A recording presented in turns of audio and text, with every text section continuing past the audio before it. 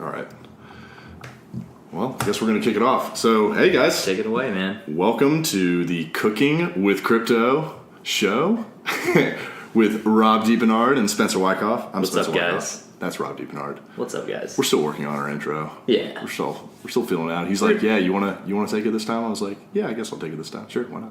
Yeah, we'll polish that one out. Hey, this is a work in progress. This space, this cryptocurrency space is a work in progress. 100%. We're all early adopters here, and we've never done a show before, so here it is. Well, actually, we have done a show. We've done like 3 shows now. That's true. We're now vets in the space. Shit. Is that all it takes to become like a veteran? No, just kidding. Yeah. To all of our listeners, I'm just kidding. Let's probably get 10 episodes in or so. Maybe we could be like, all right, we're novice. We're novice. Yeah. It's like, how much Bitcoin do you think you have to buy to become novice cryptocurrency trader? Oh, I think just a few Satoshi become a novice. You're once you dip your foot in the water, you should be considered a novice I think cryptocurrency owner. That's totally true. Like, it doesn't matter how much you actually purchase or come into ownership of. It's just a matter of you actually exercising that muscle. Yeah, exactly. And, discovering what it is like and how it actually flows and what all these people are really talking about, and just like taking a look for yourself behind the curtain. Yeah, we're just a knowledge base for people that are trying to get their toes wet in the space, and hopefully can lend a somewhat of a guiding light to it, and give you some pretty awesome cooking tips along the way. Boom. Yeah, so you can find all of our cool content. We're active on all the social media channels, and we have a website, cookingwithcrypto.com. Check us out there, Cooking with Crypto. If you type that into any social media thing, you should be pulling us up now. So, maybe we'll start doing live videos soon. Maybe some Google Hangout. Yeah. I feel like that's a platform that might work. I think that'd be a great way to get Marshall back on the show. That's a good point. I missed that guy. Where's he been? Where's Marshall? He's all busy having a family and having zero free time for silly little whiskey drinking sideshows. That's true. We're gonna get him on this weekend though. Okay. He's on the books. Well, so for anyone who's a repeat listener or has heard any of our shows before, at least our last 2, we kind of have a little framework to this. Mm-hmm. So we like to split up the show into 5 or 6 blocks, and each of those blocks, once it lands, we move on to the next topic, and we'll have kind of an open discussion. So our blocks today, we basically always start with a cooking tip from Rob, our chef on duty, and we're also going to go through some of the corrections that we made from our last show. So things that we may have said incorrectly or spoken to, we're gonna revise what we said. Then we're gonna jump into our second block. It's actually our first crypto block. Will be what coins do you start off with? Mm-hmm. Following that, we've got learnings from working with exchanges. So Rob and I have had 4 or 5 months now of working with different exchanges. Yeah, moving value between each exchange, why we do that. From our banks, from different banks. Exactly, yeah, the wire transfer process. Mm-hmm. So some of our takeaways from there might give you some good tips. And then we're going to end the show with kind of linking you up with some of the knowledge, the subject matter experts in the space that we've gotten a lot of value from just listening to the content that they've put out there. So think of us as providing kind of a highway for you to dive deeper if you really want to know much more granularity on some of these topics. Maybe we catch your interest at a high level, but then you want to dig deeper. Some of these guys will be great. And these guys have been in the space a lot longer than us. And in fact, 2 of them have been in the space a lot longer than us. And one's been in the space for quite some time, but he's also he used to be a professional trader. Okay. I believe he traded gold, and he still trades futures and I'm sorry, I'm blanking right now. Well, we'll jump into it at the end. So, and then we always end the show with a life hack. So that's right. We got a good one today. Yeah. You're going to deliver it, right? Yeah, I'm going to deliver. Boom. Well, all right, let's start it off with the first block. Rob, take it away. Cooking tip. All right, guys. So today, what we made earlier, and you can find it on all the social media outlets. We we made some sweet potato breakfast hash. Mm-hmm. And so what that consists of is sweet potatoes, poblano peppers, one poblano pepper, one jalapeno pepper, a small onion. I prefer sweet onions. Some coconut oil, right, to cook everything up in. Absolutely, that was really good. Paprika, salt, pepper, Tabasco, and then some eggs on top, but also mixed in the hash is a nice little twist that I added this time, and that was Italian sausage. Heck yeah, man. That was really good. Man, just a little bit extra meat in there. That turned out really nice. It was really good. So, similar to how I did the broccoli, you can do this on the stovetop or you can do it in the oven. You've got multiple options there, but you can take all of your sweet potatoes, throw them in a large pot, get it on hot, throw the coconut oil in there, salt, pepper, paprika, good bit of each. Let those get hot. Get them a little char on the outside. Oh yeah. Then throw in your diced peppers and your onions on top. Mix it around. Throw in a little more seasoning with it. Season it kind of to taste. You may have to play with it a little bit. Yep. Get those things going. Keep it on hot. Cook them up till they're starting to brown. Okay. Then throw in your sausage. Mix it around, and take a splash of water, just like we did with the broccoli. Take a splash of water, put it in there. It'll be about... Cover it really quick, too. Yeah, right? yeah, cover it. You'll take about 1/8 of a cup of water, okay. maybe even a 1/4 cup. Put it in there. Actually, I think 1/8 of a cup would be good. 1/8 of a cup. Put a splash in there. Cover it. Let it cook for 6-7 minutes because everything's diced up. The key is dicing it up really fine, so it doesn't have to cook that long. Mm-hmm. Take the lid off. Your hash is ready. Fry up 2 eggs. You can do over easy, which I like to do, so the egg kind of runs throughout the hash. And put it on top. You're good to go. A little Tabasco sauce to season it in the end. Maybe even throw that in. Throw that in just before you put in the water. Get the seasoning kind of soaked into the veggies. Pretty damn tasty. Yeah, man, it was really good. I was actually blown away. I did all the prep work, so dice some of those peppers up, and I didn't realize how flavorful poblano peppers are. Yeah, they're great, man. They're great in chili too. I'm gonna have to start looking into adopting that a little more. Yeah, they're a great addition to chili if you're just used to putting in red and green peppers in your chili. Throw some poblano peppers in there along with it. That's the thing. Like I'm used to throwing red and green peppers into a lot of things. Yellow peppers, orange peppers, like all the bell peppers. Yeah. But I just realized you helped me realize that poblano peppers are also like in that family. Just throw them in for a little extra. Yeah, and they're bigger. A little extra spice. They're pretty big too, so they've got a good bit of meat. So you chop them up, and you get a good sized pepper. You get a good sized pepper. Yeah. So the other thing we want to do in this first block is we want to go over some of the corrections from the last episode. First off, cheers to a good cooking tip. That was good. Cheers, thank you. Yeah, man. That was some delicious breakfast hash. Yeah, that went down. That went down very, very nicely. So the corrections that we had from the last episode, 2 things I want to just touch on real quick. We had mentioned the different types of wallets last time, and we may have confused some people, and we may have even confused ourselves a little bit. or dug a little too deep. Dug a little too deep and not correctly categorized them. So there's really only 2 types of wallets. There's hot and cold. Hot and cold, baby. Hot and cold wallets. Your hot wallets, you can think of as them being connected to the internet, right? There's a hot connection to any kind of server or database that holds your... It's like the stove is on. That holds your private keys, exactly. Your cold wallets are the ones that we had mentioned that were your paper wallets, your hardware wallets, like your Trezors, your Ledger Nanos of the world. Mm-hmm.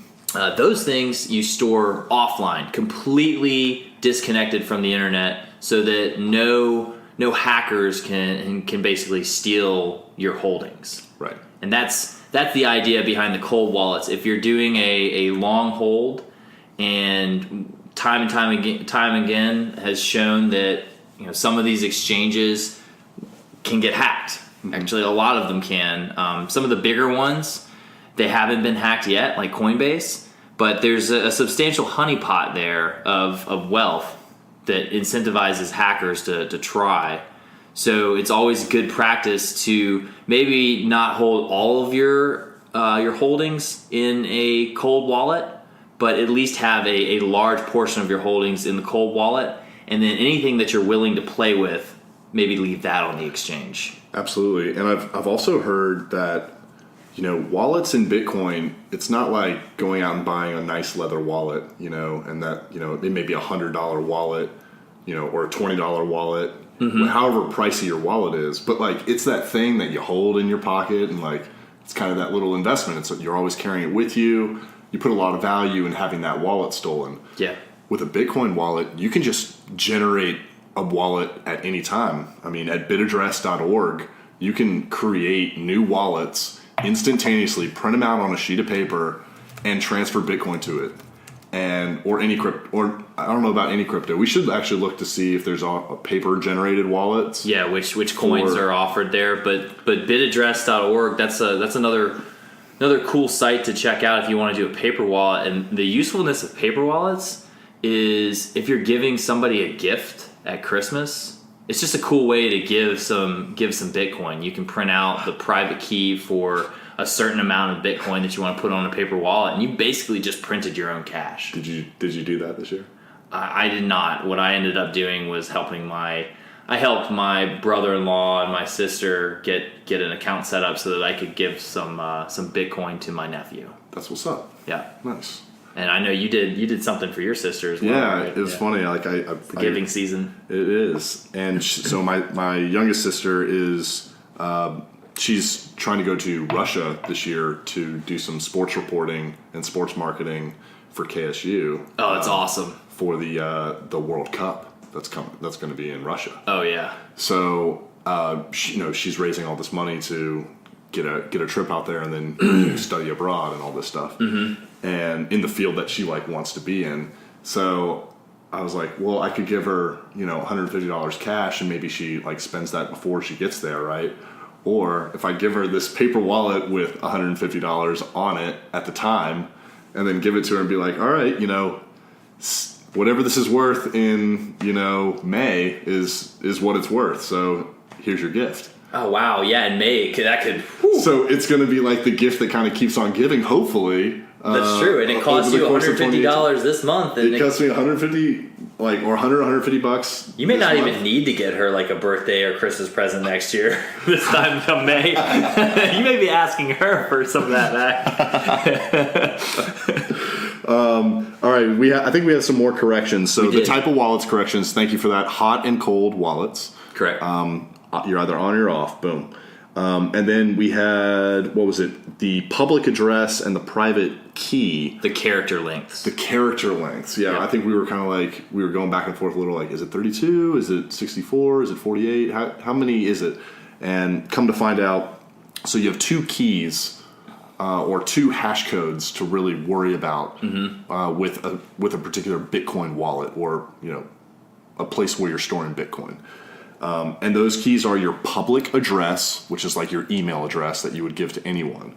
And then there's your private keys, which is the key to your safety deposit box, who you don't give to anyone except the most trusted people in your life, maybe. Probably not even them. Probably not even them.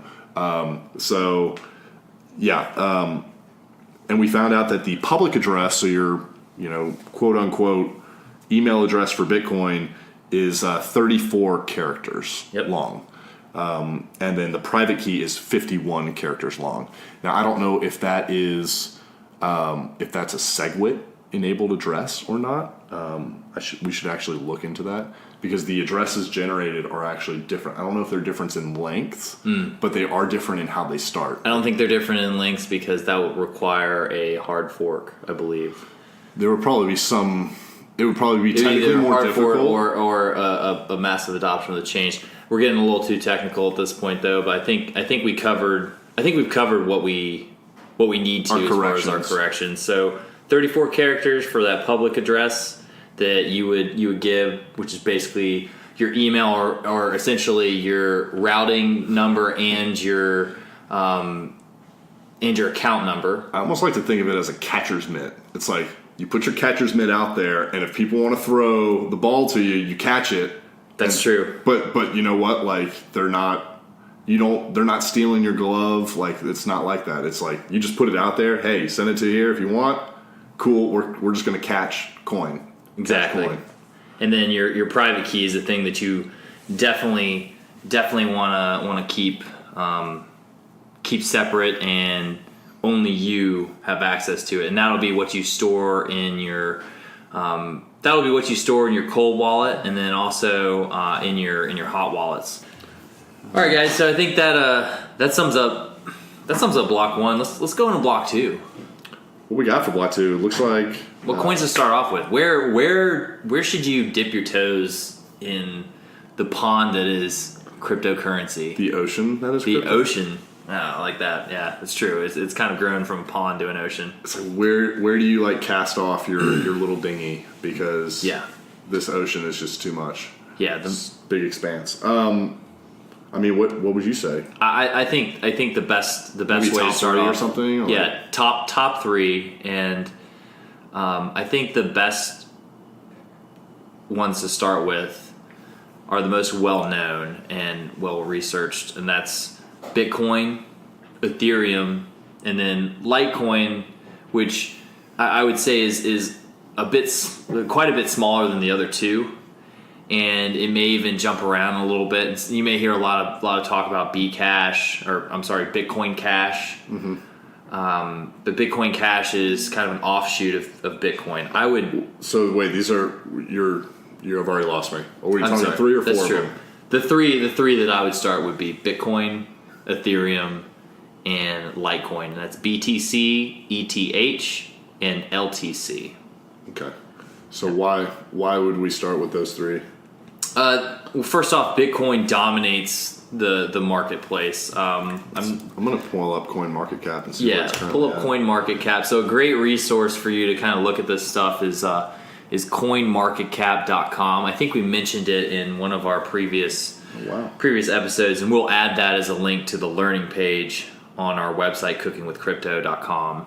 So Bitcoin is currently at a market cap of $260 billion, which is actually down in the previous few days and weeks. I mean, well, we just came out of a huge spree that was a little unrealistic. So this number seems to be good, but I think overall it just looks like a ton of money is pumping into the space.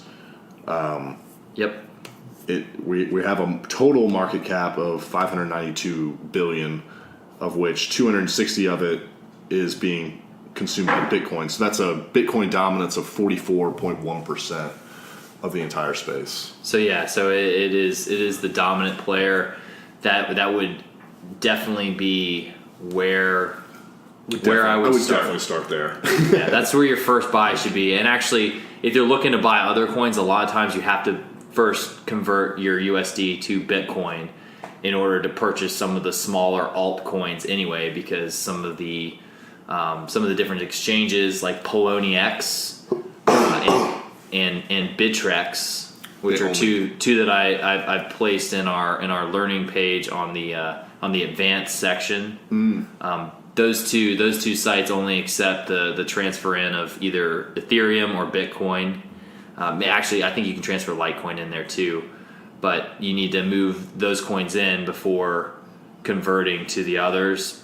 You can't do fiat, US dollar fiat currency on Poloniex. That's true. You have to buy it if you want to use fiat money, US dollars, which you have to if you haven't gotten into this yet.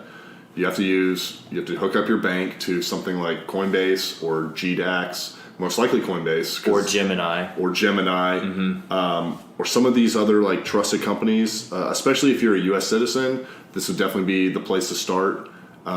If you're in other parts of the world listening to this, it may not be the correct way to start in your local. Yeah, GDAX and Coinbase do offer a euro and British pound exchange. So there you go. Yeah. So for the European markets, they offer that, and then there's other exchanges for different countries. And part of our goal for this show is to look into those different exchanges and kind of just be a good resource to where should you put your money? What's trusted? What's out there?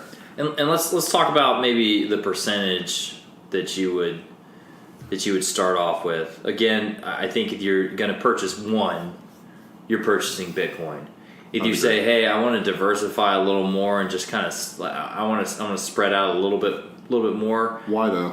Why would you buy Bitcoin first? Bitcoin is going to drive the market. It's got. I mean, you can speak to this, but it's got the best developers on it, or arguably the best and the most developers working on it. It's not easily corrupted. Like it can be, anything can be corrupted, but it's not easily corrupted. It takes the consensus of those developers to change something. So it has to be substantial for them to change. So to change things in the Bitcoin space involves actually more people than just the developers, but they do have a strong. That's true. Yeah. A strong voice in that. You also have to include the miners. I'm not trying to. Yeah. I'm just trying to. Correct. So you have to have consensus across your major stakeholders, developers. It's consensus of the network is Bitcoin. Thank you. That's it. So it's the consensus of the global population of miners that are validating transactions. That is the power of Bitcoin. It's that hash power. Yeah. If anyone asks you what this stuff, like how does this stuff have value, what backs this stuff, and I'd pretty quickly say it's the hashing power is what backs a lot of this, because it backs the largest crypto. It backs Bitcoin. Globally, they are securing and validating transactions for all of us, and that's the power of that network effect. Yeah. And Bitcoin. So Bitcoin is kind of the big player in the space. Mm-hmm. And I would say Ethereum was an early split, an early fork from Bitcoin. They kind of the lead developer there went off and he wanted to do some different things with Bitcoin that the consensus wasn't there for. So he kind of started his own platform. And I think of Ethereum as more of a platform. Bitcoin is more of a stored value, at least at this point, kind of like gold. And some of the people that we listen to a lot, they refer to it a lot or at least refer to the stored value of Bitcoin as digital gold. Yeah, as digital gold, or a replacement for gold. Yeah, exactly. It's also being said because you don't actually. When you actually buy gold, some of the people I've listened to, they mention like when I don't own any gold, so I can't be 100% certain, but from what I've heard, when you buy gold, you actually don't hold the gold, right? Someone else holds the gold on your behalf. So when you buy into gold, you're just buying a proof, like basically a proof of ownership of that gold. Well, there is physical delivery with gold. You can opt to get physical delivery, which it's kind of interesting to do that, but most people will not, right? You're holding the value of gold, which is stored in some vault somewhere, right? Like Fort Knox. Or wherever they store gold. Or wherever they store gold. Yeah. The largest gold storage in the world is at Fort Knox. But it's important to know that with these cryptocurrencies, when you purchase into them, and you transfer those private keys and you hold them locally on cold wallets, right, on cold storage, then you have the ability to you have true ownership of it. So Bitcoin, Litecoin, Ethereum, these are all cryptocurrencies to get started with. Yeah, and Litecoin is essentially the use case for Litecoin is it's basically the silver to some people consider it the silver to Bitcoin's gold, but I think it's more of the everyday use case to Bitcoin because Bitcoin is only divisible by 100,000, right? So one Satoshi is 1/100,000. 100 million. Oh, I'm sorry, 100 million. My mistake. 100 million of a Bitcoin is a Satoshi, and right now, currently, once we pass the 10,000 the conversion rate of $10,000 to 1 Bitcoin, 1 Satoshi is worth more than a penny. Is it? Yeah. So Litecoin.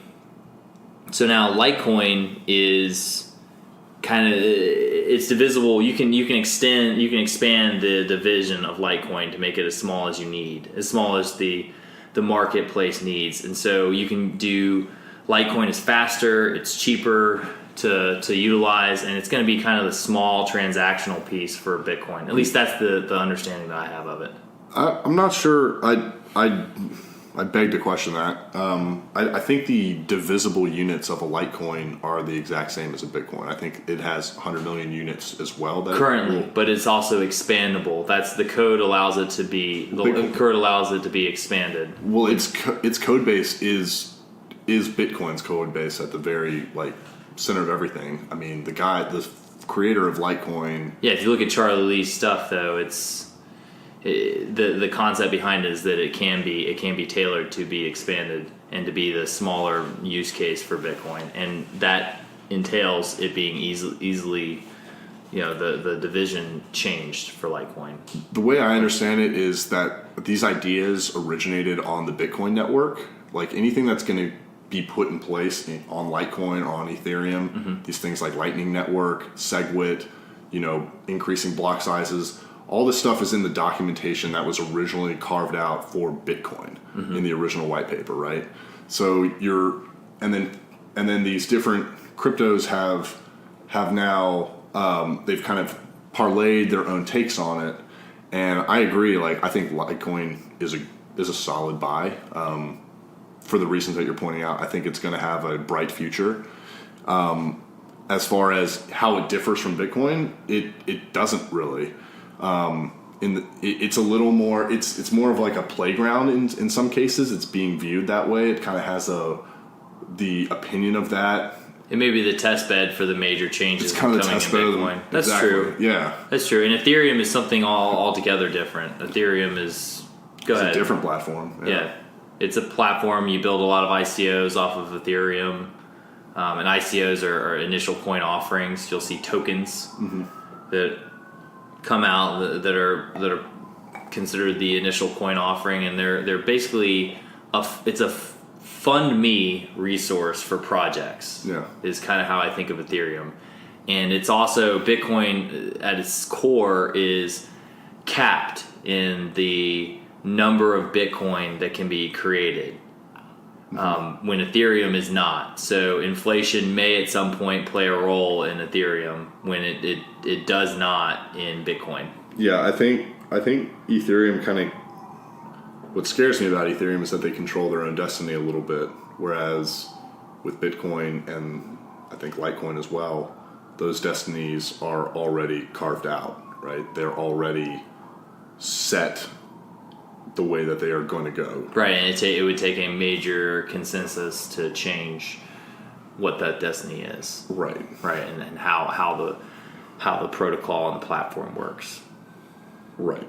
Or maybe not the platform, but the code. Whereas because Ethereum kind of had that initial coin offer, it was born into existence from an ICO, and it raised a ton of money. So who got that? It was, the centralized. It seems like a centralized kind of thing that, in a way, but then they offer the platform. Now the platform is open source and being adopted around the world. So it's just incredible, these projects that are going on, and as people come to the space, I think some of them care about the technical side. Some people just want to make money. Yeah. I find it vastly interesting to discover how much of this stuff actually goes on behind the scenes without us knowing about it, and then years and years and years later, there's this incredible innovation. We're like, wow, look at those guys. They're freaking brilliant. They hopped on at the right time. How are they ahead of the game so much? It's like, these guys aren't ahead of the game. They're creating the game. They are creating it as we speak. And as more and more of us wake up to that and see how incredible computer science contributes to, this world we live in, and as we transfer over to that, it's going to be more and more important for education to shift, everything to shift, to kind of think in these new terms of. Yep. Yep, absolutely. How do we deliver value to each other in a decentralized world? Yeah, so I mean, we kind of spent a little bit more time on this than what we normally would, and we may cut one of these blocks a little short coming up, but no way. Just let it ride. Yeah, so I mean, your three are Bitcoin, Litecoin, Ethereum. If I'm going to put a percentage on the first holdings of them, I would do 70% Bitcoin, and then split the difference between Litecoin and Ethereum, however you see fit. But I would put your largest stake in Bitcoin is going to be the driver of the space and the driver of the market right now. And as things shift, you may want to shapeshift a little bit and convert your Bitcoin to other coins. Yeah. And just be aware that there are thousands in the marketplace. So any one of those thousands could come out to be a major player. But right now, the major ones are these ones that we're mentioning, and then a few others. And we'll put a link to. We'll put a link to the coinmarketcap.com. Mm-hmm. That's a great resource to go and look at your top few. Ripple's up there as well, which is another coin. Oh wow! Yeah, Ripple is number 3 actually. It's above Bitcoin Cash and Litecoin. So he has a ton of market cap, but like the price. I mean, the price was just at $1. So wow, that's yeah. And that's also because Ripple's probably highly inflated. There's a lot. Yeah, there's a lot more. I'm not sure what Ripple's coins are called individually, but I've looked into it before. I think they do have a fixed supply as well, and then as they mine them, they throw some of them away. Like I have to look at like the way. Yeah. We'll talk about that in another episode. So yeah. I think that kind of sums up. It comes up block 2 for what coins to start off with, and we should probably just put just like basic info on the site, and then links to like more detailed information about each coin and like whatever. Yeah, absolutely. We'll throw that up there on the learning section. So block 3. Let's talk about what we've learned so far working with the different exchanges that we have. So. The exchanges that we typically use, I'll list off the ones that I interact with, and they're all on our learning page, either in the beginners for your Coinbase, GDAX, and Gemini section, and that's like converting USD to whatever coin is offered on the exchange. Yeah, if you go back to our previous show, one show ago, we talked about those 3. That's right, and then. The other 2 that I use Poloniex mainly, but I have a lot of friends in the space that use Bittrex, and highly recommend it as well. They're both US based companies. Right now, we're only putting up US based companies on the website. If you want to play around with some foreign exchanges, we may put them up in the expert section. The reason being for that is if the exchange is being operated and owned offshore, you don't know what kind of government factors come into play there, and at any point that government, say the Chinese have a lot of exchanges, that Chinese government could come in and shut down that exchange at any point, which is another reason why you want to have a cold wallet. And if you exchange your money on a Chinese exchange, that may be, if you're doing it for a long-term hold, you may want to take that coin off and put it in a cold wallet storage. I completely agree with that. Keeping coin or keeping your private keys and your ownership of or your proof of ownership of your coins and of your digital assets and of your cryptocurrencies. When you keep those on an exchange on a hot wallet, you risk a lot. So you risk the exchange being shut down, you risk it being hacked. So as far as learnings from exchanges, I would definitely say that you have a portion of your money maybe that you're going to put into it, and you just want to hold it and you don't want to move any of it, right? So maybe you, out of $10, maybe you store $9 of it. but then you're going to leave $1 in the exchange because, hey, you may want to buy some Ethereum with your Bitcoin. Or maybe you want to buy some Litecoin with your Yeah, you Bitcoin. leave whatever you want to actively trade on an exchange and whatever you're willing to risk losing 100%. Yeah. And that's with the foreign especially, but that's really with any exchange. It's with any exchange. It's with any exchange. Yeah.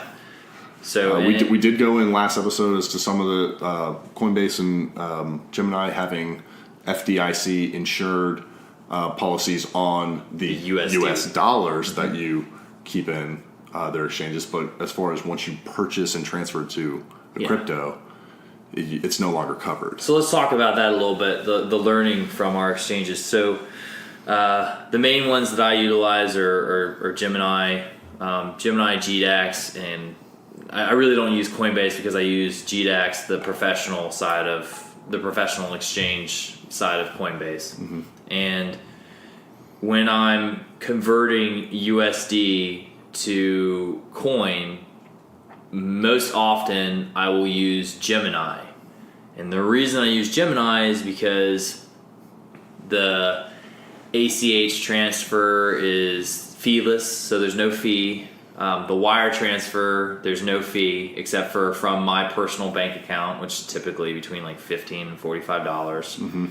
Mm-hmm. And I can buy on Gemini either Bitcoin or Ethereum. Those are the only two offered there. So it's limited in the offering. But I can buy Bitcoin or Ethereum and quickly send that over to GDAX. And what I've learned in the process is oftentimes you pay what's called a miner's fee when you transfer coin from one exchange to another. And in most cases, you will pay that. And basically what will happen is you'll send coin from one exchange to another, and the coin that actually arrives in the receiving exchange is slightly less than what you sent. And that difference is the miner's fee that you've paid. Now, with Gemini, I just did this past week, and this was actually news to me. I've known all along that they charge no fees for withdrawals, no fees for deposits, but I didn't realize that they cover the miner's fee or there's some other. I need to do some more research into it. But when you send from Gemini to GDAX, you send exactly what is received. There was no miner's fee in what I sent. Yeah, I wonder if the miner fee is attached to the sender or the recipient, or both. It has to be attached to the sender. Has to be attached to the sender. Yeah. So, I mean, the recipient, you receive less, but the fee is charged to, well, I guess... Now I want to look. Well, actually, now that I think about it, I guess it would be the recipient that would be losing a portion of what they should be receiving. Be like, how is the miner fee attached? We'll probably dive into that. Yeah, we can dive into that in another one. But that's one learning that I found. And another thing, so key learnings when working with exchanges. Mm-hmm. A coworker of mine and I were talking today, and he was saying, hey, I'm not really. I've got some Bitcoin in one offshore account, and I want to move it to one of these onshore accounts like GDAX or Gemini. Mm-hmm. But right now, I've noticed that the network is really congested, and what happens is when the network's really congested, the fees get driven up. Yep. And the fee was pretty high. I think the average fee was coming out to be like $50 or something over Christmas. Man. It spiked. It was incredibly high. From one of my wallets, it was showing like close to 100. Yeah, it spiked. It spiked up quite a bit over Christmas break. So the one thing that I told him, I was like, well, look, if you're concerned with, first off, if you're trying this out for the first time and transferring money and you're a little concerned with it, well, just eat that fee. That's fine. Eat the fee and send a small portion over, a small amount. If you're unfamiliar with sending and receiving Bitcoin or any kind of cryptocurrency, test it out. Yeah. Like send a little bit. Don't just go gun ho and send the whole thing. don't be so concerned with the fee. Take it as a learning experience, right? You're paying to learn at that point. You're paying to learn how to do it right. Because Marshall can tell you, and he will tell you on another show, he screwed up with his first try at this and ended up sending Bitcoin to a Bitcoin Cash address, which is different, and essentially losing that Bitcoin. Bummer. So yeah, you send the wrong cryptocurrency to the wrong public address, and that currency will be lost. It has that it's definitely at risk. Will it be lost every time? I don't know. Yeah, it would take the exchange going in there, or the wallet, or whoever you sent it to, that address, going in there and basically backpedaling to find it. And if you're small fish in this ocean, it may be a while before they get to you, if at all. Yeah, but like if that money is to a small fish, like a big fish money, like it is, and it hurts just as bad. Exactly, it hurts, if not worse. It definitely hurts. I would say definitely, I would agree with that wholeheartedly. And to sum that takeaway up, basically double check the public address that you are about to transfer to. I think is a key takeaway. Like make sure that the public address that you generated on the receiving end is of the same type of coin and currency as the one that you're sending it from. So great. That's definitely a valid point. Yep. Copy paste. That's your best friend in using a public address. If Spencer, if I say, hey man, that's actually how I'm gonna send you some Bitcoin. What's your address? Mm-hmm. You email me that public address, and you copy and paste it into an email or text message. Send it to me. I literally will just copy and paste it into my exchange or into my wallet to send it to you, and boom, that's done. That's the best way to do it. If you don't have the public address right in front of your face, to double check, copy paste. And it's funny you bring that up, because I've done that on a personal side too, transferring between my wallets at home and my different wallets online. I will send a text message to myself. Yep. And then because of the iMessages, and this is a public address, so it's at no risk. Right. So I send this public address, and it shows up in my little messages feed on my Mac. I double click it, paste it right in on my computer, and now I'm transacting from my computer. It's very smooth when you go about it that way. And that public address, like if you're worried about that being, if somebody gets hold of that public address, all they can do is send you coin. So all they can do is screw up and send you money with your public address. And I guess technically they could track you. They could track the amount of That's true. coin being sent to it, because all the public addresses can then link to the public blockchain, which is public innovation. Which is an open ledger. Yep. Which is the open ledger. So you can. It's funny, like some of the guys that we may talk about in a second. One of them is Andreas Antonopolous, and maybe that's our good segue. But Andreas, was the recipient of a very large amount of Bitcoin in the factors of millions of dollars of Bitcoin at the time. Yep. And you remember this. And the reason we know this is because the reason you know it, because you can look at his public key, track it on the blockchain network, and see how many transactions went to it. And there was just millions and millions of or thousands of different transactions totaling to millions of dollars in Bitcoin. That's right, yeah. And so instantly, this guy's work of, the last 7 years. He hit with a huge payday. Huge payday. Just on top of the moon kind of payday. Yeah. In all honesty, that guy, if there's a few people in this space that are very big advocates and seem to be in it for the right reasons, that guy is one of them. And if anybody deserves to be the recipient of that kind of gift, it's him. Yeah.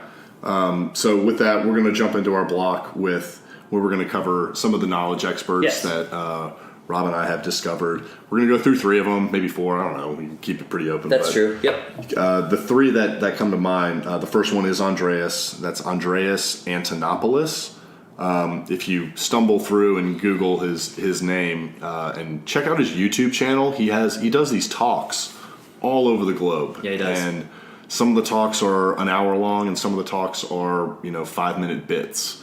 And some of them are he's asking questions from the audience that are difficult to answer questions, and some of them they're these incredible talks about the future and how Bitcoin plays a role in it. So definitely check him out, his YouTube feed. He's also been on the Joe Rogan podcast.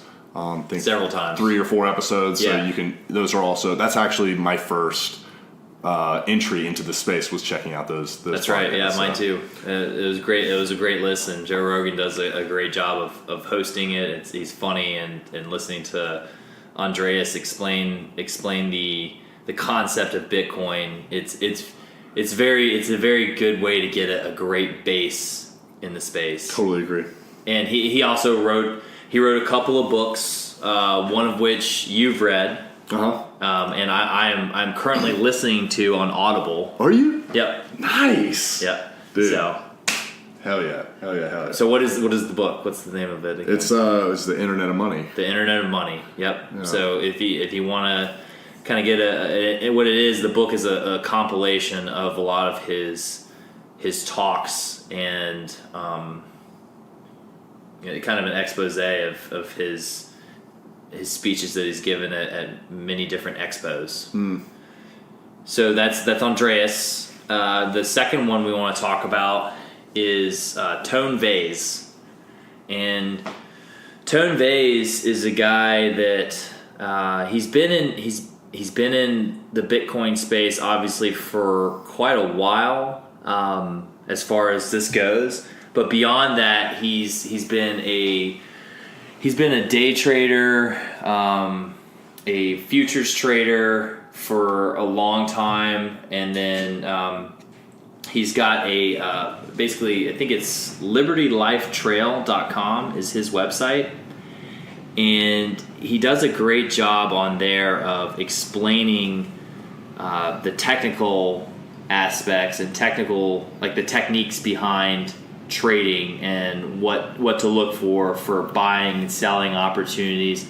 Not that we're saying you should actively trade this stuff, but if you're looking for kind of an ideal trend in the market and be able to understand where you should be buying and selling to get your buy-in points, because he even states it, this is a buy and hold kind of asset, hodl, Right. as we like to say in the space. Yeah, no, I definitely agree with all this.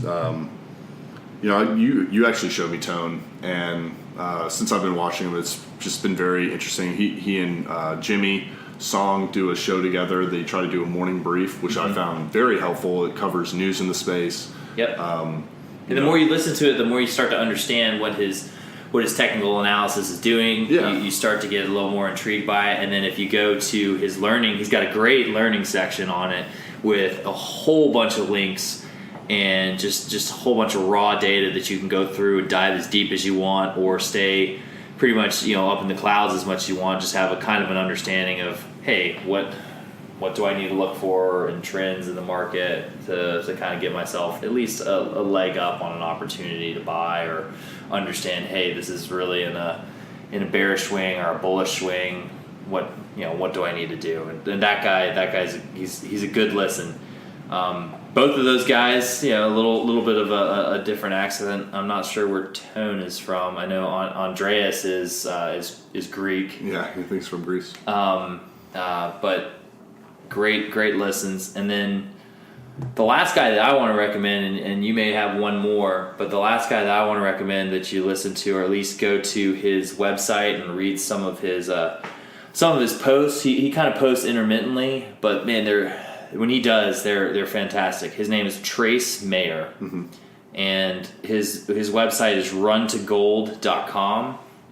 And the latest one that I read that really was it was a fantastic read, and just offered an incredible angle on what the market could become, and what the price discovery of Bitcoin could become in the next coming few years, or even the next few months. So he does some analysis, and he probably has some Yes, background. And he cites all his resources and has them in there. It's just a great read, and that one is the great Bitcoin bull market of 2017. Is that actual? I think it's a blog post, but he's a great resource. He's been in the space almost as long as Andreas, if not as long, and has been a huge proponent of it for a long time. In fact, I'll have to look him up. Yeah, one of the funny. I haven't looked at any of this stuff. So. I was telling you the other day, one of the funny stories about that guy is he was doing an interview,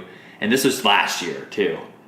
He was doing an interview with a guy, and the guy was talking to him. And he said, "Hey, 2 years ago, you offered to send me a couple of Bitcoin free of charge, just to get me into the space, and just kind of as a free giveaway, just to kind of get my foot in the door. Is that offer still on the table?" And he just looked at the guy. He was like, "No, not really, not anymore." Of course not. It's like it's up to the several $1,000s price range. So I'm gonna go ahead and keep that. You should have taken my advice earlier. Yeah, I mean, I tried to make you a future millionaire then. So yeah, that's funny.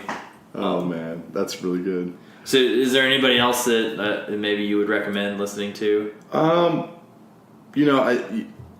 People are going to find and seek out their own resources. I got started with Andreas, and you've shown me Tone. I've been very happy with him. I'm going to definitely look into Trace and track some of his stuff. I mean, there's a lot of great content developing around this space. So really just use your best judgment. And we'll, as we find and vet out more sources, we're definitely going to bring them to the show. So, yeah, and we'll put them on the website as well. Those are some surefire ones right there, though. Yeah. So. All right. So I guess let's sum it up with our last block. Yeah. The one everybody's been patiently waiting for, the life hack. The life hack. All right. All right. What's the life hack? So the life hack today is global entry. Okay. So what global entry is it's a trusted traveler program that you can sign up at cbp.gov/travel/trusted traveler programs /global entry. We'll put the link on the we'll put the link on the website. Copy paste. But okay, so the key about global entry. So you're standing in line at the airport, and you got these huge security lines. Sure. And you see these guys just go through in what's called TSA PreCheck. Right. Well, TSA PreCheck you can pay for separately. They'll do a background screen on you and everything. Okay. And I think it's like between $60 and $80 or something like that, maybe for 4 or 5 years. Global entry is $100 for 5 years, and what you get on top of the TSA PreCheck is you actually get global entry. So you're coming back from Spain or Italy, and instead of standing in a 2 or 3 hour customs line in New York, you can just bypass that line. Your fingerprints are already kept on record. You can go right up to a kiosk. You scan your passport, place your fingers on the screen. They scan it. Boom, you're through. You're going to get your bag. I've done it on several occasions. For $100 in 5 years, man, it's worth it for the TSA PreCheck alone. But then if you travel internationally at all, coming through New York, the last time I went international, I was coming back from Scotland. Mm-hmm. And there was a 3 hour line to get through customs in LaGuardia. And actually, no, it was JFK, I'm sorry. At JFK in New York. Right.